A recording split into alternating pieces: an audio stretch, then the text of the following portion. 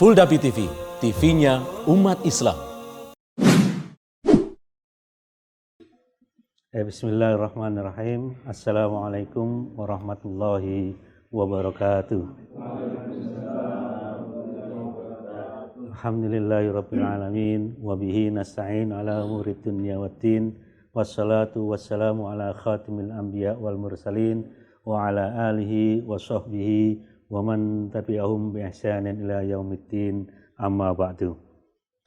Ikhwan sekalian, pada kesempatan ini kita akan membahas masalah persiapan menjelang sholat. Ya, menjelang sholat. Artinya karena kita akan menghadap kepada Allah Subhanahu wa taala, maka harus tahuran jisman wa ruhan. Artinya siap mental baik zahir maupun batin. Ini penting sekali karena memang ketika persiapan ini tidak disiapkan, khawatirnya nanti dalam pelaksanaan menjalankan atau mendirikan sholat ini terjadi gangguan-gangguan yang sebelumnya sudah dijelaskan apa hukum dan seterusnya. Itu yang kita inginkan. Yang kita inginkan adalah ketika kita melaksanakan sholat ini, kita benar-benar bisa khusyuk, benar-benar tanpa ada gangguan. Di antaranya adalah hadis yang diriwayatkan oleh Imam Muslim. Rasulullah Muhammad SAW bersabda, la sholata bihadratit ta'am wala huwa yudafi'uhul akhbathan. Rawahu Muslim.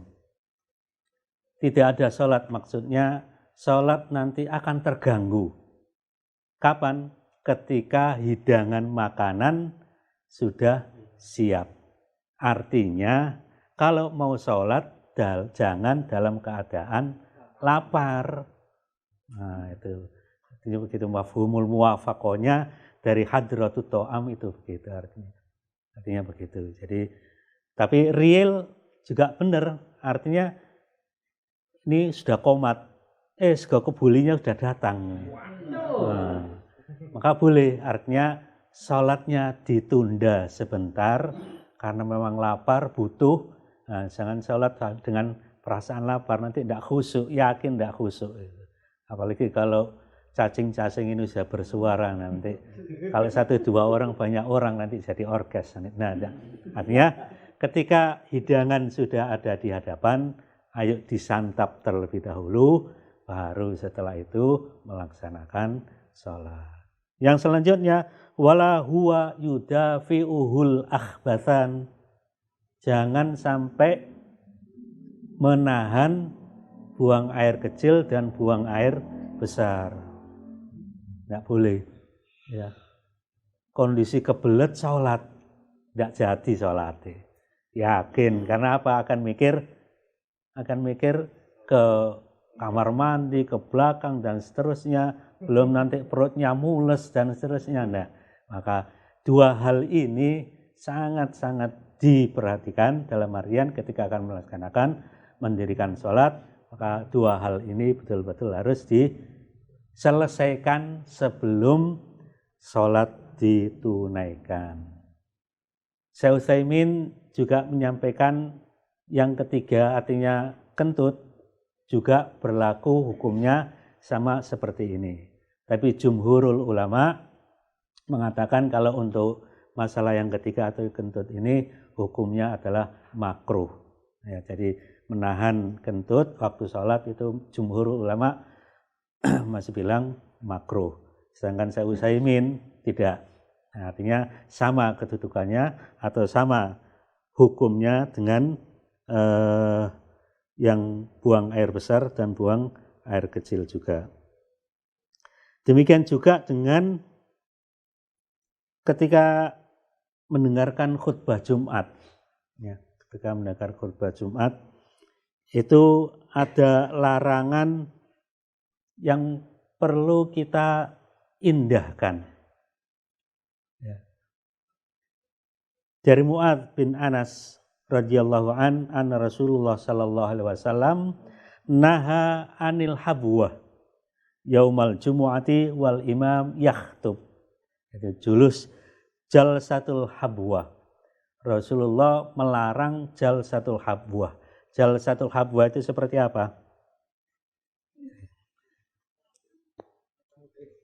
Nah, ini jalsatul habwah ini. Jadi ketika khutbah sedang berlangsung dan kita nunggu, dan itu butuh waktu yang lama. Nah, duduk seperti ini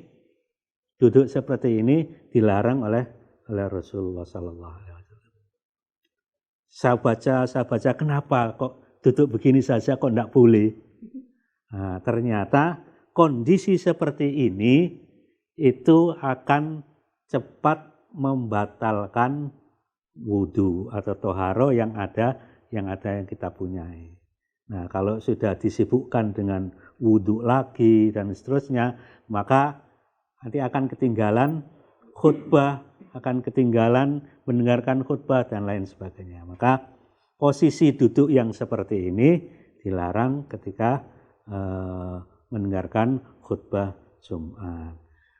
Gitu teman-teman. Jadi itu beberapa hal yang perlu kita perhatikan ketika kita akan mendirikan sholat, baik sholat fardu ataupun sholat sunnah. Demikian, semoga bermanfaat. Kita tutup dengan kafaratul majelis. Subhanakallah bihamdika asyhadu an la ilaha illa anta astaghfiruka wa atubu ilaik. Assalamualaikum warahmatullahi wabarakatuh.